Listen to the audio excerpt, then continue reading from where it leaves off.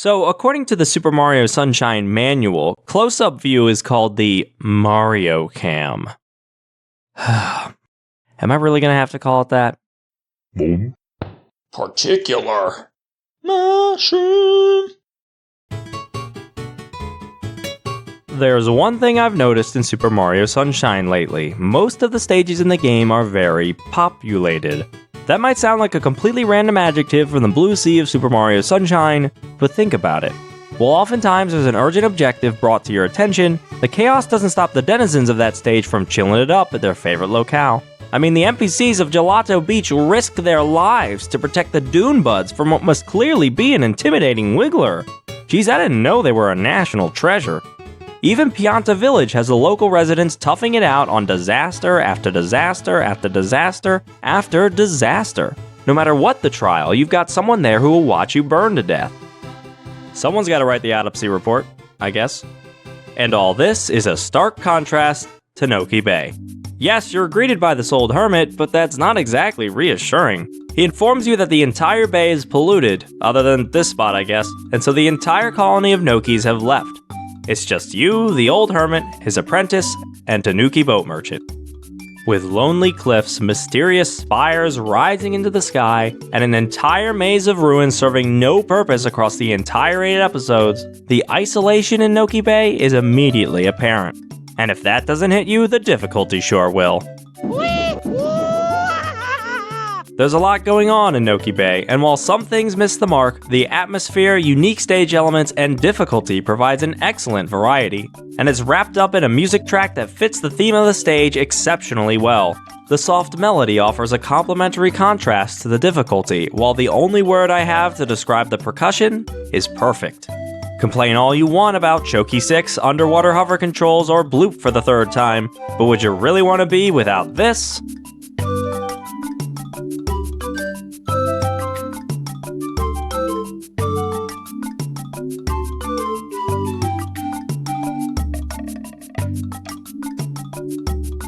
I didn't think so, Johnson! Hello everyone, this is Particular Mushroom, and welcome to Noki Bay in our latest episode of Tricks, Secrets, Glitches, and more. Before we begin, I want to give a text out to several users who have helped me out with this episode. I would have missed several glitches without them, so a big thanks to them. For spoiler reasons, all their contributions will be detailed in the description below. Thanks peeps, and everyone else who's helped me out, one way or another. Okay, so we're gonna try something a little different this episode. You're getting the same information, however all the area swapping in Sofa Beach left me a bit dizzy. So this time we're organizing by area instead of category. So we'll start with the bottle, then the big chunk in the main area, followed by the broken Eely, and then finally the shell's secret box. Be sure to let me know what format you like better, and without further delay, let's dive right into the bottle, shall we? As alluded to earlier, the underwater areas in Noki Bay host a different control scheme from the standard water controls. As such, the bottle is intended as training in the shallow end of the pool before facing off against Eely in the deep end. Not sure how Mario shrinks down to that thing, but this has been going on for years, so what can I say? Now of course, the first thing I had to do was find the book. Anchored in the sand at the bottom of the bottle is an odd puzzle block of ruins, with an arch and random inserts. One of these inserts contains the unmistakable features of a door. We cannot open this door, but clipping the camera inside, we can see, sealed behind these polygons, is an old book. The view is a bit restrictive, so we can clip inside for another viewing angle. Facing the door, hover until Mario is centered over this top section. The hover nozzle propels Mario forward ever so slightly, so you'll have to stay distanced until you reach the appropriate height. From there, stay straight, maintain your height, and you'll clip right inside. Getting a good angle on the book is still tricky, but I eventually found just the right spot. If you're wondering what the book is doing there in the first place, it's not clear. It doesn't do anything. The common thought is claiming the book was the original goal of this episode, which was changed to the standard red coin hunt. Now a few smaller things, the starting location is directly over where the shine appears. If we clip the camera into the bottle glass at certain angles, we get a clearer view of the sand, which appears to have 9 different layers. Artificially colored sand. I wonder what the story is there. The surface of the water is a solid barrier, so there's no escaping the bottle. Although, if you switch to Mario Cam, hover, and hold left, Mario loops around in circles. Number 1 on my bottle to-do list was to clip through the walls of the bottle. Unfortunately, it wasn't really working out.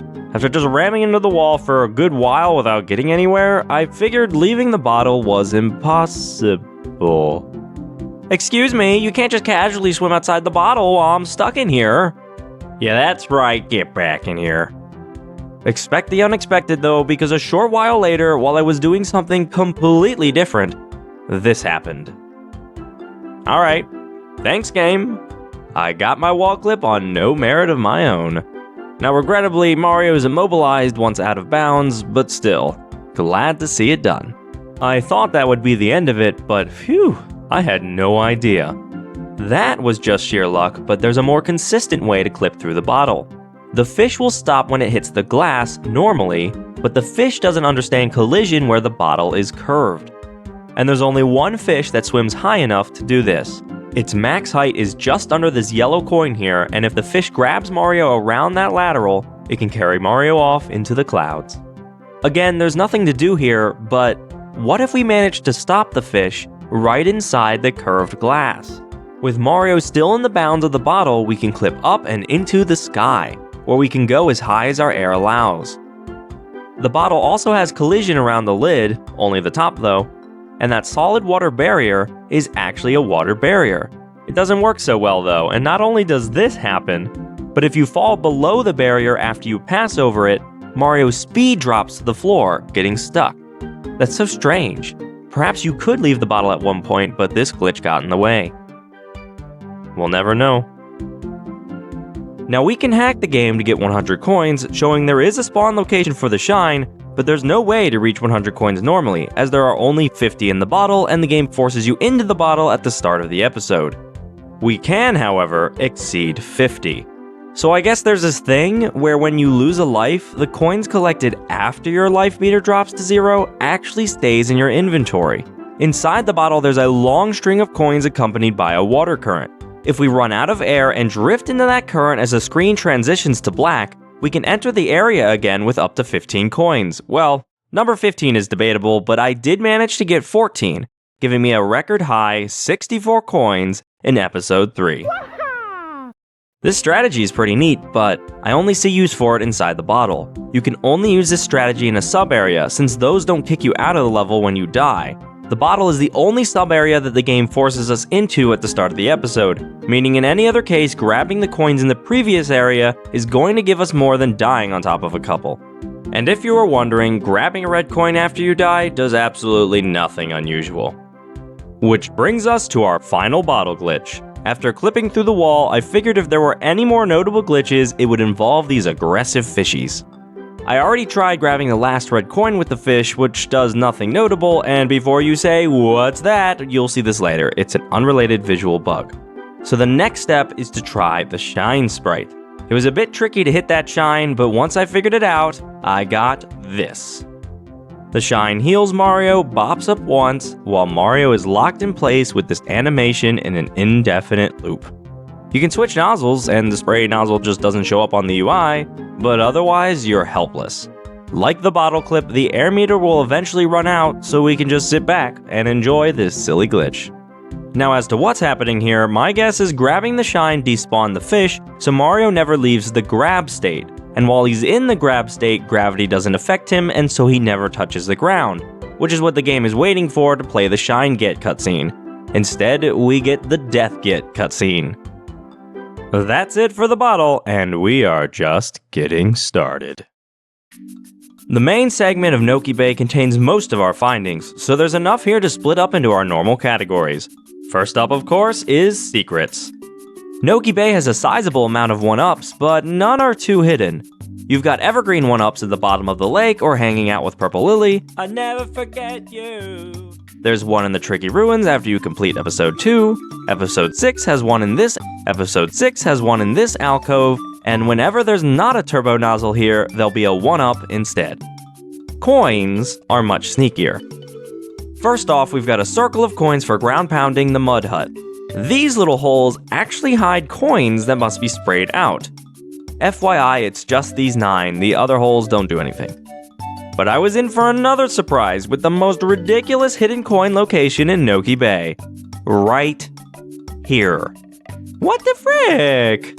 The only other location you spray the ground to get a coin is over the goop, which you'll figure that out as you play the game. You spray goop off.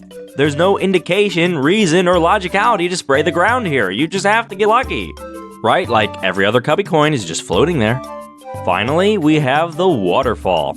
On any episode past the first, the sparkling cascade is completely hollow. By hopping into a boat, guiding under the waterfall, and looking upwards, we get the most mesmerizing view in Super Mario Sunshine. I don't know what it is. I could just stare at it all day. Ah! And that's actually all the secrets we have, as blue coins kind of take up most of them. One thing about Noki Bay being so remote, Pianta extras won't really do much. In fact, there's no Pianta at all. It's all Noki, one Tanoki, and that's it. Tanuki doesn't have anything to say either. Please use my boats for free anytime. Okay, that's great, but it's not like I was gonna pay 90,000 coins for permission, like ever. The old hermit, endearing as he is cuckoo crazy. Just listen to him talk about Eely-Mouth. The newly uncorked waterfall created a gap in the pollution that you can use as an entrance. Jump right in there. Dive to the bottom of the ocean and clean that eel's teeth. Doing so will ease his pain and he'll return from whence he came. No doubt about it. Now gather your courage and dive. Something's just off about it, you know? And not just the way I said it. First, the whole waterfall created a gap in the pollution is ridiculous. I mean, we've seen it, it's paper thin. And how do you know that it will leave if we clean his teeth? If anything, he would stay now that he has a dentist. There's also this little bit when you first meet him. Please fulfill this old man's wish. Cough. Hackle. What's that? You'll do it? Oh, thank you. Thank you so much. It's always up to interpretation with these text boxes, but those were some manipulation tactics there. Of course, Mario was gonna say yes anyway, but still. Though, I do like when talking about Shadow Mario, he says, "Is that a relative of yours? Quite an odd family you've got." He's judging you under those weird swirly glasses. The most interesting bit of dialogue comes in episode 8. Talk to the apprentice again after the first time, and he mentions that the lady with the baby is his wife and child. Wow. I'm ready for that Super Mario Sunshine Trivial Pursuit. Oh, that's a great idea. Up next is trick/exploits, starting with this simple, sleek box buster. You didn't know you could do that, did ya? There's also this trick speedrunners use when going for the 100 coin shine in Noki Bay. We have to get from this cliffside to the spire over there, and it seems pretty far away, which it is. What we can do to reach the spire is water slide off the mountainside and hover just 1.5 seconds later, giving us barely enough distance to reach across. Nice on! Birdie putt. Now if we're gonna continue, we gotta talk about springs. These curious objects are not only bouncy platforms, but portable bouncy platforms. By giving a spring a spray, it can be picked up like a fruit and moved to any location, except water. That thing will nope out of there faster than a mushroom pianta with the frisky fire in the dead heat of summer. On top of that, you can get a hold of a second spring, which you can put on top of the first spring, and if you spray the one underneath, the one on top kind of just floats there. Could you stack springs on top of each other over and over again into space? Maybe, but I'm not doing it. It's finicky enough to get them to stack the first time. Another important mechanic is standing on the spring. Like other elastic surfaces, jumping on the spring launches Mario upwards. Grabbing the side of the spring, however, and climbing on top allows Mario to stand on the spring without bouncing. This is useful for some glitches and is also the only way to get a floating spring out of the air. Now that you are acquainted with our springy assistant, let's use it for some exploits. Exploits. Noki Bay has these interesting underground sections, which are accessed through a space in the wall rather than the normal porthole. While inside, the camera has a fixed position. You can manipulate this limitation ever so slightly with the spring and make it look like you're floating, but the most interesting trick is probably here. This underground section has some sort of catapulting mechanic that flings us up higher than a rocket nozzle when we hit the ground. We can nullify this in a way by placing a spring over top and then standing on the spring. The camera is still locked in place, but remaining motionless with the camera so far zoomed out is interesting nonetheless. Where the spring really shines is displacement. This is demonstrated by simply placing the spring. As you can see, Mario suddenly jerks over when the spring finishes the animation. The most famous application is a spring skip, but we're not there yet. The full-size spring has its own collision, which not only affects Mario, but enemies as well. You can put a bomb on a spring, but that doesn't really do anything. Rather, you can use the spring to block these goop ball globs. If you block them well enough, they'll simply disappear after a while. I thought they would explode or something.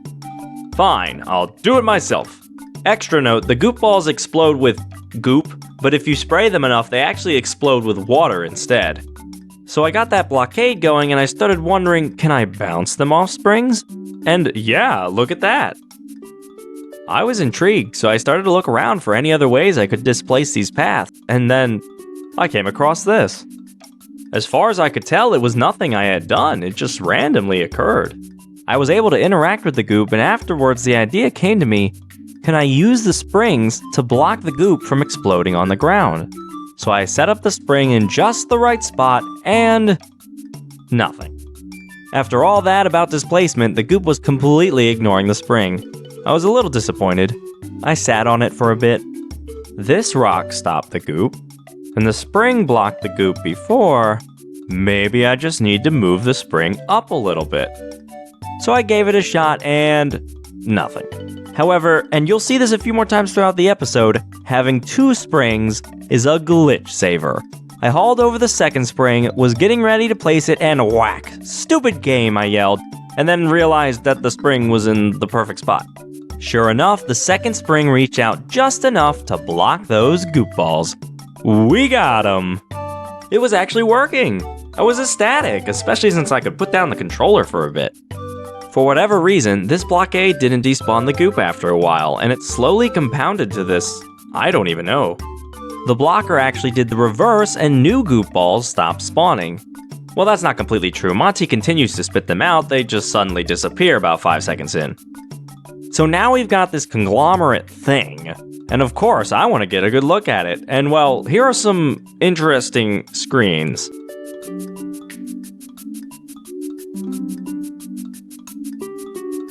From here, there's a few more things we can do. The first is to spray the spring, which drops all the goop balls to the floor with a big ol' Alternatively, we can spray the goop, and one of them makes like a sponge and starts absorbing all the water we throw at it. And I mean like, all the water. It does not explode. However, we can jump on this bloated goop to start a chain reaction. Neat, huh? But enough gooping around for now. We can also displace Mario after grabbing a shine. By placing a spring underneath the shine, we can stand on it, but we can also push Mario over ever so slightly. This gave me the really stupid idea of trying to displace Mario upon collecting the 100 coin shine. This shine spawns over one of those shell spires. I figured surely there would be a way to push Mario off this, but it just did not work out. I wasted hours on this, and then I find out in episode 8, it's moved anyway. You're kidding. It's not all lost though. I did get Mario to grab a shine on a floating spring. And there's something else this platform is good for. It's one of the only platforms in the game where you can grab the shine after using rocket storage. This side of the platform is close enough that Mario can knock the shine after launching into the air. Mario is locked in place as he floats down to the platform, but you can go into Mario Cam and look around, which also changes your angle during the shine get animation. It's not too much, but I've been looking for a platform this would work on for quite a while. And I guess this means we are now officially into the glitches. The most famous glitch in Noki Bay, as mentioned before, is the spring skip. Episode 2, the boss of the Tricky Ruins, involves climbing some Noki Bay formations, defeating Gooper Blooper, and dropping into the tomb below where a shine awaits. That's not good enough if you're a speedrunner, so instead grab this spring and drop into this corner a short distance away. There are a few ways to perform this glitch, but the easiest way I've found is to face away from the corner, jump backwards into it, and drop the spring right before you touch the ground. Tilt in the opposite direction and you should start free falling out of bounds. Take a dive, and if aimed correctly, you should also land inside the ruins. And if you're not crunched for time, I find that hovering for just a second helps your chance of success significantly. And there you go! Now the spring is the most popular way to clip out of bounds, but there are other ways as well. Rocket storage is one of them. The cliffs here have boundaries that extend up into the air, but 3 to 4 rocket storages provides enough height to vault over them. And once inside, there's nothing but the level boundary to stop you. Out of bounds, around the entrance to the ruins, there's actually a small fan of collision on the surrounding landscape. Some of it doesn't match either. There's a few things to discuss while out of bounds here, and let's start with the big bloop. After sending Bloopy off, the entrance to the ruins opens up. Curiously, it's blocked by a brick block, and Gooper Blooper sits right over that block. So if you clip into the ruins with a rocket nozzle, you can break the brick and drop that blooper right into the ruins. The game was not meant to handle this, so the boss music won't play and we can't grab the tentacles normally, we have to dive onto them. In addition, when we send Gooper Blooper off, the camera shows where the squid is supposed to be. And I just like how the game tries to curve the tentacles around the middle platform. We've got an addendum here. It seems you can also stack Blooper onto springs, and so if you stack Blooper onto 2 springs, you can actually stand there and Blooper can't hit you with his tentacles. Okay, now we're heading back to episode 1, Uncork the Waterfall. We can clip out of bounds to reach the out of bounds portion of the cork. Monty will throw bombs at us towards the wall, and here's where things get weird. We can barely spray the bombs and manage to pick them up through the wall. If we throw at the mole, then it flies as normal. However, turn around to throw and... what is that even? The bomb teleports over the wall, but then the coin has no problem flying through. And the camera's stuck. Seems like an issue with the cork because even in bounds, if you throw the bomb from certain spots like here, you also get a weird teleport. I don't know what the physics engine is even doing. If we run on top of the cannon just as Monty Mole tries to hide, we can clip inside the lid of the cannon. And take a nap. The launchers on the cannon are clippable too, and it's rather easy. Peekaboo! It also glitches out considerably. This is the weirdest thing. While we have the rocket nozzle, charge rocket storage and grab a bomb. The bombs explode after counting down to 0, but once thrown, the timer stops and the bomb won't explode until hitting the ground. Other things with bombs, there's something here they can stand on, this happened once, and when a bomb explodes, Mario can actually bounce on the explosion. It's strange looking. Working our way down the cliffside, there's a coin behind the glyph here, which hides a punching glove, or bird in this case, and I was curious what would happen if I clipped out of bounds. Nothing too special, but the bird punched me out before I could grab the coin. This happened once. No idea. Now we come to our third way to clip out of bounds. There's a small section next to this pool of water that's pretty unstable, and all you have to do is hold down L and sidestep left and right. Eventually you'll clip on through. Where's the jelly squad going? To their deaths. Okay. Speaking of jellyfish, this pool of goop is perhaps the best spot to chain jellyfish pops together. My record is 7. Honestly, I didn't put too much effort into it, but I'm curious as to what some of you can manage. 100? Is 100 possible? Anyway, this clip is a much appreciated time saver, but another thing I noticed when I first did this was that the goop balls don't disappear immediately. They fall for an extra second while they flatten out. I tried to get hit by one and it doesn't seem they have any collision left. So there are a bunch more clips to cover, so I'll pick up the pace and briskly run through the simpler ones. There are shell things across the spires, we'll call them scallops, and pretty much every scallop can be clipped into by hovering towards it just as Mario's head rises above it. If you clip into the upper ruins, there are several sections that Mario can walk through only one way. It's possible to clip into one of the small coin slots. It's this weird blue square. Everything under the hut has no collision. By hovering at the right time, you can clip into the hut's roof and ground pound for a stylish way to pop out the coins. It's possible to clip into each of the 3 spires. Clipping into the green spiral shell is just like clipping into the scallops. You can bring a spring between these 2 scallops to clip into this spire, and you can also use the spring to clip into the pink shell, from which you can hover to the middle and pass all the way down through the final spire. From there, you can swim to the ocean floor, but that doesn't get you anything. Here's Mario doing a dance. One thing I haven't discussed yet is walking underwater. It is, of course, pretty easy. Hit that invisible water boundary to pop down, and rocket jump to stable ground. Noki Bay's water section is sizable, so I was intrigued to see what I could find with this glitch. When I passed over a spike, the water level changed. What's that about? Well, if you remember, Rico Harbor, once clipped underwater, the water level is determined by Mario's height as he returns in bounds. For whatever reason, the spikes in Noki Bay act as reset points. The water level becomes Mario's height after stepping off. You can use these as sort of elevators to climb up and down Noki Bay. We can also grab the spikes, put Mario in an uncomfortable position, and there's one even flat enough to sleep on. However, I was not ready for the next thing. So yeah, I never expected this weird stump formation to send you flying at 100 miles per hour. You can rocket jump on top too, the entrance to the ocean floor, and slingshot off. The glitch also works here and here, but not here. This actually slows you down. This is a wild glitch, and I've got to wonder just what is the reason you go so fast? Hey, is Mario doing the arm thing where you put the hands behind your— No, Mario, stop! Before it's too late! Don't descend into the depths of insanity! No one runs like that! We can also clip underwater with the turbo nozzle, which, as I found out, is pretty easy. Clip out of bounds, swim down a little bit, face inbounds, and turbo. Simple enough. Now we can reach the level boundary with the turbo nozzle for some visual glitches. If we cozy up on next to the wall and start charging, nothing will happen and the propeller will go for a little test run. Look at it go! We get a bit of a different result if we jump while tilting the control stick into the invisible wall. We can stick Mario right on the wall with the turbo nozzle just going. The best part, even though Mario is in the air, the water tank stays completely full, so you can do this indefinitely.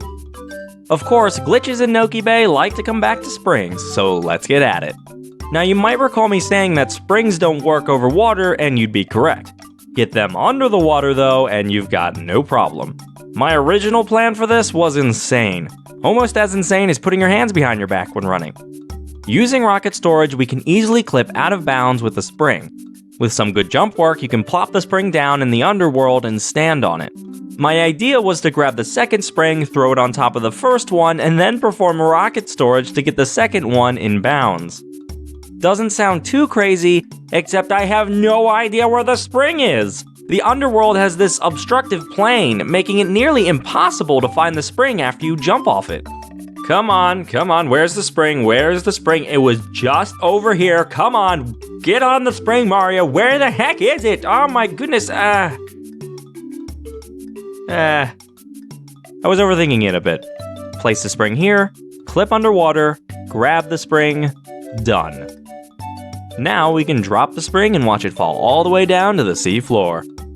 Oddly enough, the spring acts like a spike and resets the water level. And we have to be careful here a bit. If we spray the spring and the water level is too high, we cannot pick the spring up. Instead, Mario freezes in this, pose. Mario, stop that. If we drop the water level all the way down, we can use the spring to clip back out of bounds, which is interesting, but ultimately pointless. And yes, we can speedrun with the spring as well by touching the corners of the drop-off. I don't know why, it just suddenly triggers it or something. My favorite, and I'm not sure why I like it so much, is the spinning fish. Holding the spring, swim over to the fish with the water level at just the right height. The fish will attempt to grab Mario to no avail, eventually leading it to just spinning around Mario in circles. You actually don't need the underwater clip to do this, but this way there's no air problems and we can just sit there.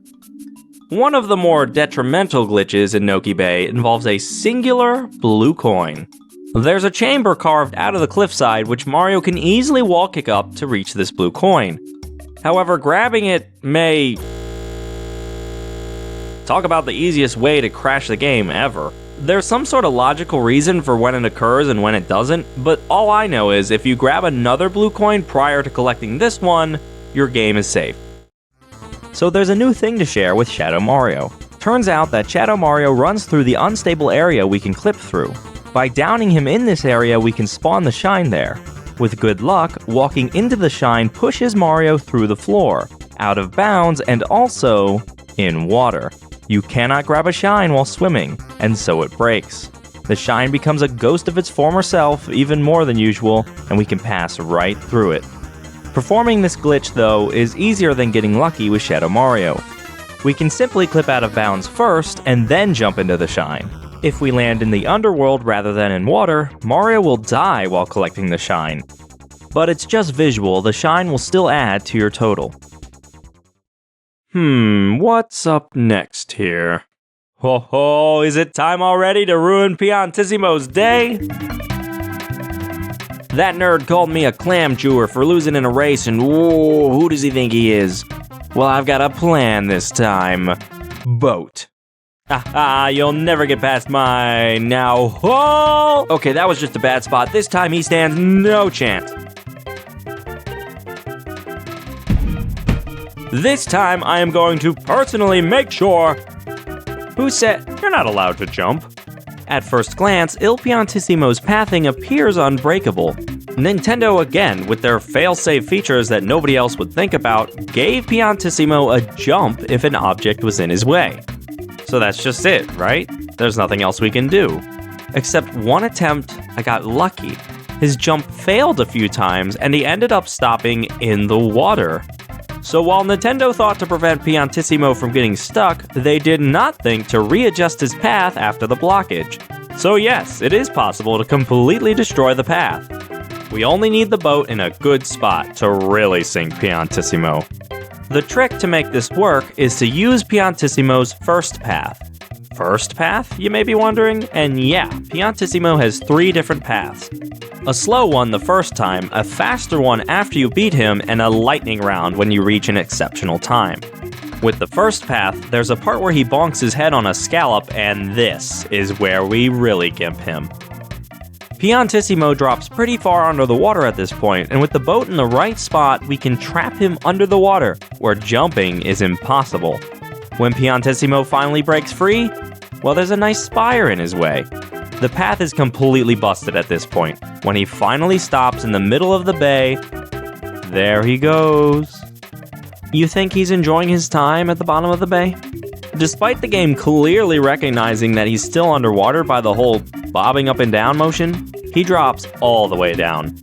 Not at all what I was expecting. Also, you cannot talk to him while swimming. Now, I can't seem to pinpoint exactly when this next glitch occurred, but sometime after sending Piantissimo to the sea floor, I noticed when I lost air underwater, the air meter sound wouldn't play. Instead, it played every time I paused the game. Have a listen.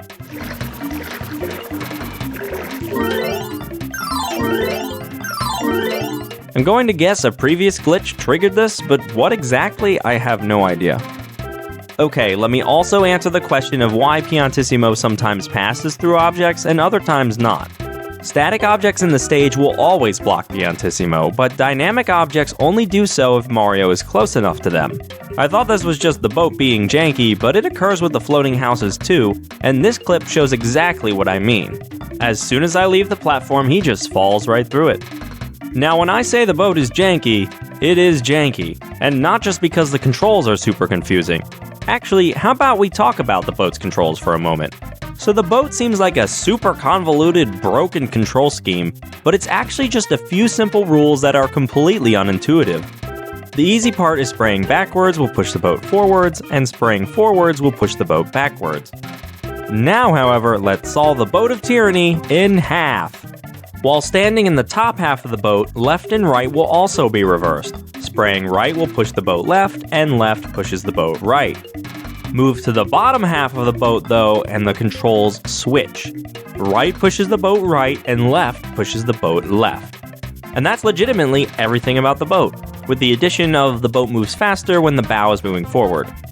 Why did Nintendo do this? Well, it's an attempt to mimic how real boats work. I see where they're coming from, but it didn't translate all that well into a video game. However, once you understand how the boat works, the boat is way more manageable. So with these tips, you're ready to tackle these next several glitches. First, there's this. Next, we can use the boat to clip into the floating houses. I was first able to clip inside by jumping in front of the boat and having it push me in, but no matter what I did, I could not reproduce it. However, I found another interesting way to clip in.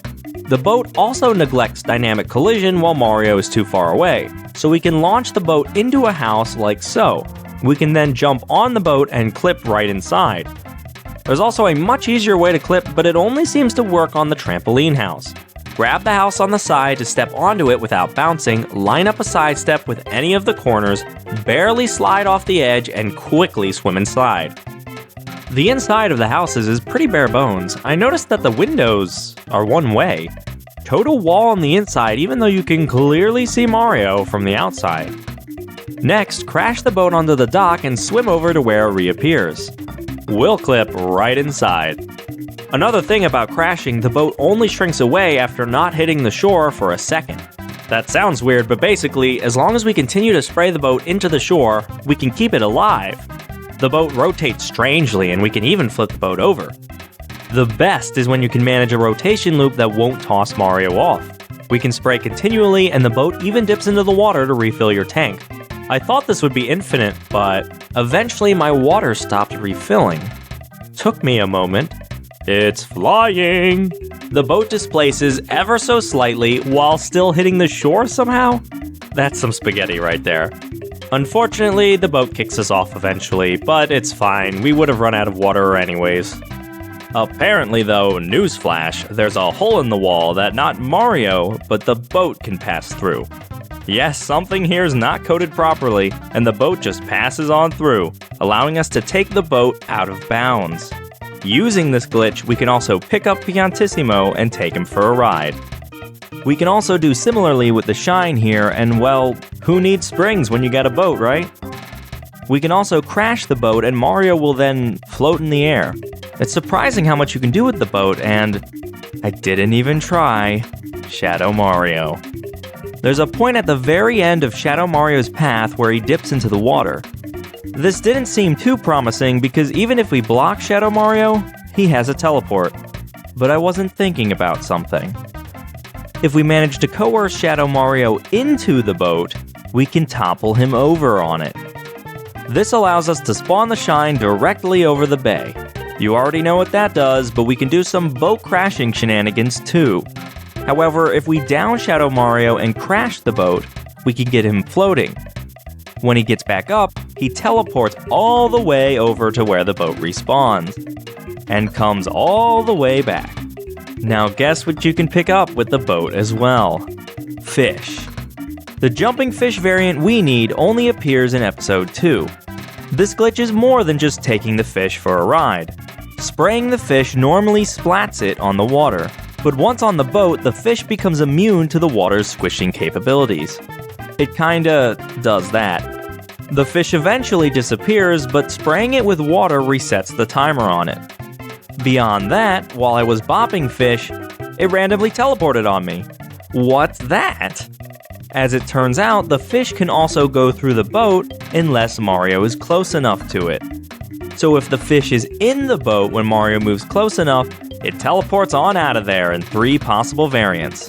On top of the water, just under the water, and the bottom of the bay.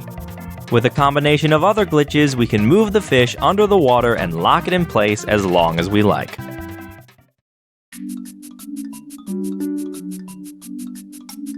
Alright, it has become a staple at this point. Let's discuss the frozen in water glitch. I did not intend to cover the frozen in water glitch again because of how volatile it is getting it to work, but I managed to find a method with the turbo nozzle that yielded a much higher success rate. The biggest problem with the glitch was always getting enough speed when crossing the boundary, but with the turbo nozzle that becomes a total non-issue. Then I went to get the actual recording and I got the best footage of the glitch to date. And comparing attempts together, there's only one notable difference. If the glitch activates successfully, then Mario gets air back a few frames earlier. Could it just be chance? Yes. If it's a consistent occurrence though, that would mean the glitch occurs right as you hit the boundary. And I'm guessing you would need to press B inside a very small frame window, perhaps even a 1 frame window.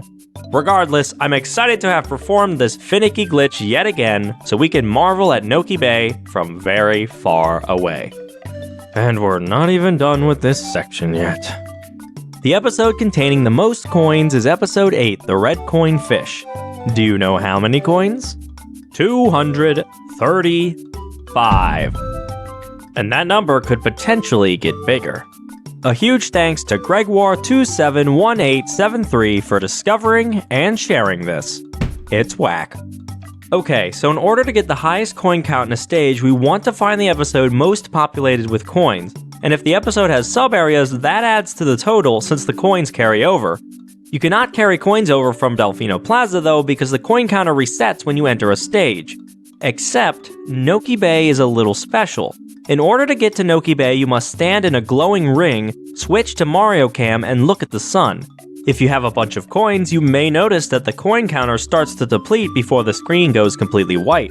It's a bit crazy, but there's a short time window between looking at the sun and the episode select screen showing up where you can collect coins to add to Noki Bay's total coin count. The only coins that seem possible to drop inside the ring are 4 from each of these 4 birds. And getting those 4 coins is a nightmare. I mean, the birds are, no question, my least favorite thing in Super Mario Sunshine, so it's no wonder I would have trouble with this. But it's not just the birds being problematic. You have to wake up Yoshi, stomach 4 birds in the same exact spot, within a few seconds, jump over the coins, ground pound, and look up at the sun. I got 1 coin, as a proof of concept. I am not doing 4. Thankfully, Gregoire has provided a screenshot of his high score so you can see that it is indeed possible. But that's only the first 4 coins. Inside the stage, there's a string of 9 coins here, and without the rocket nozzle, you can only hover up to 5 of them. There's a ridiculously technical and overly complicated method to reach those last 4. And of course, what object do you think makes it all possible? Springs.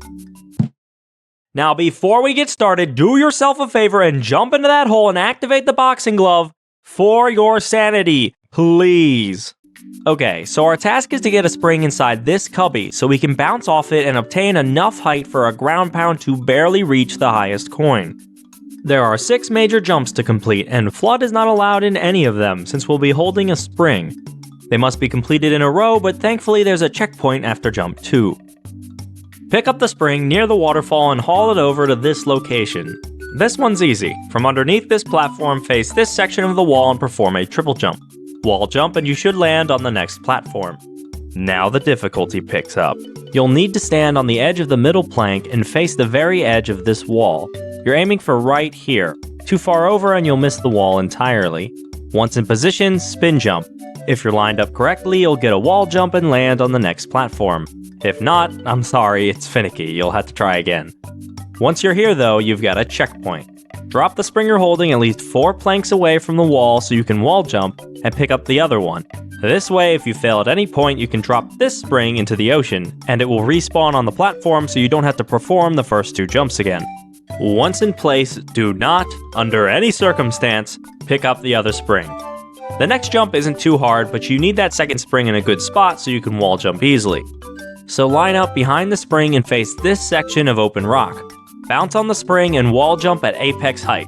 Once over the platform, ground pound. Next, walk over to the other corner of the platform, and I know there's hardly any visual cues here, but face this little line here. Backflip, wall jump, and ground pound. Not too bad if you get the angle right. Air to the left side, and on the off chance you miss, the platform can give you a kickback for a second chance. Now the glitch comes in, namely the glitchy wall kick. This is what the infinite wall jump is built on, but utilized here in a very specific way. For a refresher, when sliding down a wall, we can use the Mario Cam to change the direction of a wall jump. However, while you are in Mario Cam, the direction of the wall jump is reversed. Why does this matter when you can't wall jump while using Mario Cam? Well, if you press A 1 frame after pressing Y, you can wall jump while using the Mario Cam. And that barely gives you enough height to reach the next platform. Crazy, right? So, you can supposedly spin jump here, but it does not work for me, so my suggestion is to perform a triple jump instead. Stand in the corner of this platform and face the line in the middle of the other platform. Perform a triple jump, and immediately after hitting the wall, press Y and slide your finger down to get an A press immediately after. If done correctly, you'll be on the next platform. From here, you can supposedly get to the last platform with just a spin jump, but again, I don't know where that extra height comes from. So I just do a spin jump into another glitchy wall kick, as there's no way to get off a triple jump. Just be careful of that stupid corner. We're not done yet though, stay focused. You need to jump off these thin walls here to get into the slot. What worked for me is to stand on this plank here and perform a backflip. Nice.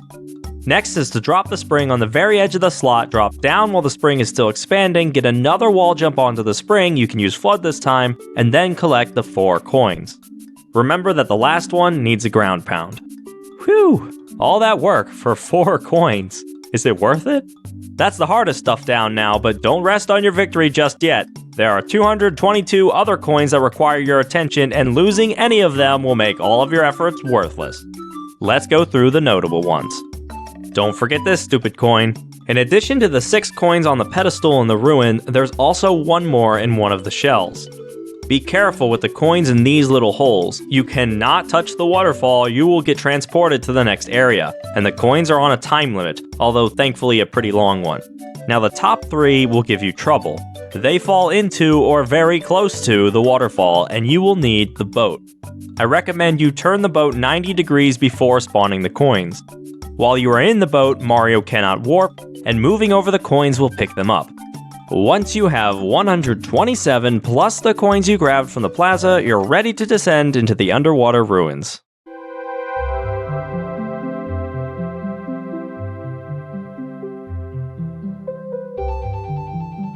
These last 104 coins are, all things considered, pretty easy. Your journey is at an end and there are a bunch of sort of clippable Nokis to cheer you on. However, there is one more warning here. You are about to collect every single coin in this area. By the time you collect that last coin, there will be nothing left to replenish your air.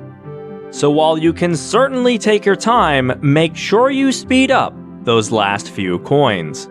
I thought I was gonna run out of air myself for a second, and that would have been heartbreaking. And there it is, 232 coins, one more than 231, the previous limit. And look where we are. When I first started research for this episode, I came to episode 8 and desperately tried to find something. A wall clip, a secret Easter egg, a hidden coin. Despite my best intentions, I came up empty-handed. I was a bit disappointed. I wanted at least something here to talk about. And then I remembered the eel.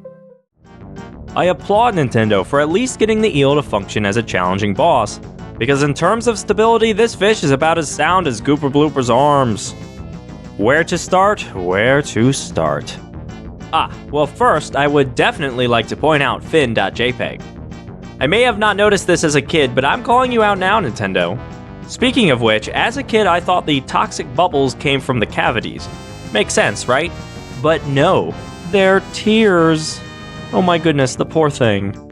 And also, I didn't know you could pop one of these bubbles to refill your air. Well, that makes the fight way easier. The whole goal against Eely-Mouth is to clean each of its 8 teeth, and I immediately started looking for weird things you could do with this. First off, the spray nozzle can clean teeth through the eel's body, so we can actually clean off a whole tooth while the mouth is closed. The visual is pretty funny. This includes the beginning of the fight, where the eel won't open its mouth until we get close enough. So by standing at certain spots on the edge of the pit, we can clean off a good number of teeth. Sadly, there's no way to complete the boss fight right here, as teeth cannot be cleaned once a bad tooth is removed. But if you do clean a bad tooth this way, the eel rises up and falls right back down, setting us up for this. Normally when swallowed by the eel, Mario gets swished around and spat back out in a short cutscene. However, after the eel loses a bad tooth, it slinks back into the pit, cries a bit, and performs a spin maneuver. If we're cleaning the tooth where we're supposed to, there's no way to reach the mouth before it closes. Waiting instead by a flapping fin provides more than enough time to sneak into the eel's mouth as it descends into the pit. There's an artificial floor and we can even clean the eel's teeth from inside. My favorite part is the spin. Mario goes for a little ride, and honestly, this is a great visual treat. And here we go! If you are still in the mouth after the spin, then you'll get spat out in the cutscene. There's also a way to skip the ending cutscene after beating the eel, and you may have even done so on accident. All you have to do to skip the cutscene is take damage as you clean off the last tooth. But losing air on the air meter also counts as damage. I much prefer this free camera. Defeating the boss feels more personal with Mario beside the big monster as it slinks away. But I get it, players might miss the point that the Shine Sprite was inside, or is, the golden tooth. One thing I really wanted to break through was this current that prevents us from reaching the gaping hole left by the eel. I eventually got it, but in an unexpected way. Both the current and the coins are placed relative to the eel's position, which means if we defeat the eel while it's still in the pit, the coins are placed way far down. Too far down, in fact. Despite the bubbles, there's no current, and eventually there's an invisible floor. The coins cannot be reached, and some of them are even hiding under unseen geometry. All that leaves us to are the clips. The eel clips. It took a while of getting pushed around, but I eventually got my first eel clip. It's pretty wacky, isn't it? I had to stop and pause the game, I was so shocked. Once I figured out how it all worked, I could start messing around with it. The eel has two defenses against would-be glitchers. The first is a basic barrier around the eel that actually contracts and expands as it moves around. The solution involved figuring out that the eel is not in the shape of a circle, but rather an oval. The eel is wider around the dorsal fins.jpg than anywhere else, and that was the ticket. By squeezing into a tight spot when the eel contracted, Mario is then pushed through the barrier when the eel expands. From here, Mario can freely bounce around inside the eel using the hover nozzle, which brings us to Defense 2. The game constantly tries to push Mario out of the eel's body, so it becomes a bit of back and forth trying to stay inside. Of course, it's hilarious enough to be inside the eel in the first place, so what's the benefits to staying inside? Nintendo again has some interesting programming. The game knows that Mario is inside the eel, as the eel will close its mouth and attempt to run the cutscene. However, the trigger for the cutscene is much higher up, so the eel moves downward slightly to try and overlap Mario and the trigger. It works sometimes, but other times, Mario will get pushed down as well. This allows for some strange, also known as totally awesome, situations. The first is to simply get low enough to stop getting pushed around everywhere. It's nice to sit inside the belly of the beast for a bit, clean some teeth, admire the uvula. We've also got the long-awaited wall clip, which does lock you in and float you back in bounds, but also, at the right angle, showcases a pitch-black void with glowing lights all around. Neat. Finally, there's a disappearing act, where some combination of something allowed me to clip into the eel, and then it was not there anymore.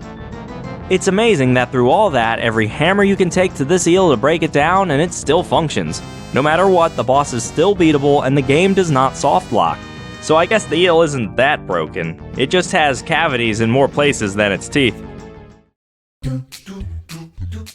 We've got one more area left, and this secret box too has a water tank full of surprises. Firstly, we have our second hidden ledge. It's not as what the frick since when as the last one, but it's definitely hidden alright. Although there's still no secrets hiding on this one either. Where is Waluigi? I was more surprised at the hidden one-up in the fire here.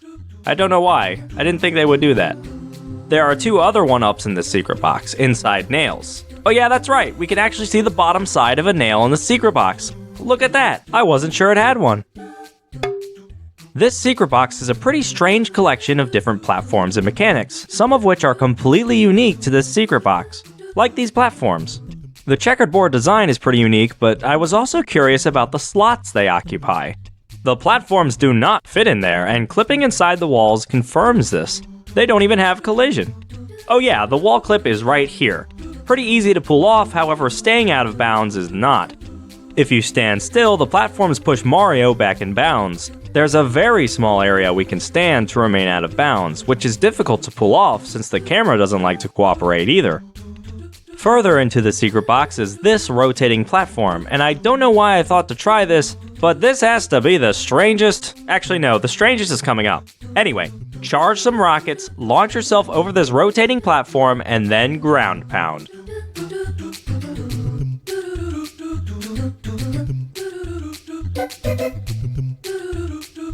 Are you seeing this? How does this, what code do you write to make this happen? Okay, let's get to the big glitch. Like the previous glitch, if we jump over the spinning platform and ground pound, Mario might get pushed over in the air, or it will randomly teleport you. I mean, it's not random, but like there's no apparent reason for it. And so the idea is you ground pound at the right time, and then the platform pushes Mario far down enough that you miss the death plane entirely. As the only documentation of this glitch is a singular, cryptic video, there's no explanation for this. And how else does one perform a glitch that sounds completely arbitrary? A lot of lives.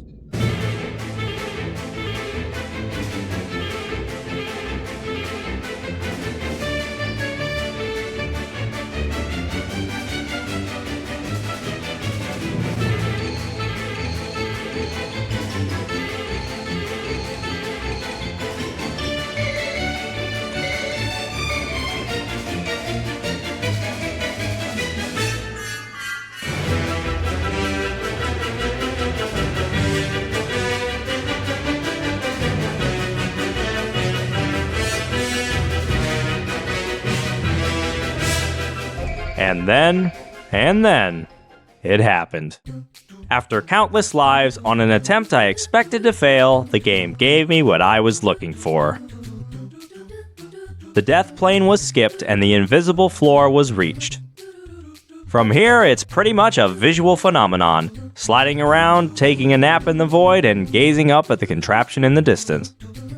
As I look up at the sky, I can't help but wonder, is this possible in other secret boxes? I don't know, but I'm going to take this win for now. If anyone else wants to try and figure this glitch out, here's the screenshot right before, and here's the screenshot immediately after. That's whack. With all the areas done, there's one more multi-area glitch. So let me go get a snack real quick. What are we calling this? The turbo hover nozzle? I like it, but for this video, I'm calling it the super hover nozzle for clarity, because it has nothing to do with the turbo nozzle at all. So the underwater segments in Noki Bay have completely unique mechanics that aren't seen anywhere else. These sections are under the guise that the hover nozzle is acting differently because it's completely submerged, but this is a hidden fourth nozzle. It looks like a hover nozzle, but it's coded completely differently, and it's actually possible to get this nozzle in a different area. It's super cool, but it's also a stupid time eater. So start a new file and don't save ever. Collect 20 shines however you want to unlock Noki Bay and reach episode 3. Once inside the bottle, get a game over. Yup, you're about to lose all the progress you just made for this glitch. After the game over screen, select continue and the intro cutscene should play again. Wait for that, go grab Flood, and wait for that cutscene too. You are now in possession of the Super Hover Nozzle. Oddly enough, the Super Hover Nozzle does not work underwater. Water from Flood also flies back upward. The jets are immensely powerful. Hold R for just a few seconds and you're launched into the upper limits of the map. You can also enter the secret room in the airstrip, but do not hover in there until you are done messing around. There is no escape. As to why this happens, the thought is that the game doesn't change Flood to the regular hover nozzle when entering the area, like how we can take other nozzles into secret boxes. If you save the game at any point, you would instead return to Delfino Plaza, which does indeed reset Flood back to the standard nozzle. And so, we leave Noki Bay behind.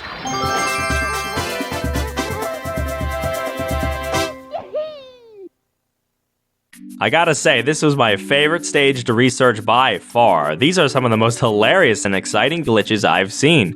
I'm already looking forward to researching the next one, but not writing the script, please no. Although it's interesting looking back, so many of these glitches I just got lucky with. Makes me wonder what other glitches I just haven't hit 3 sevens with. Now I have a poll up as usual, however based on some recent discoveries, I believe I already know the next stage, just an FYI. So let me know what you think, what I could have done better, and thank you. I really appreciate you sticking around for the whole thing. I'll see you on the next episode, and remember to take proper care of your teeth.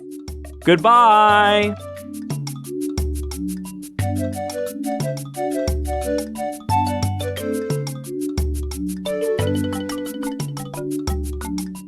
I never forget you. You were my best friend. I never forget you. You were my best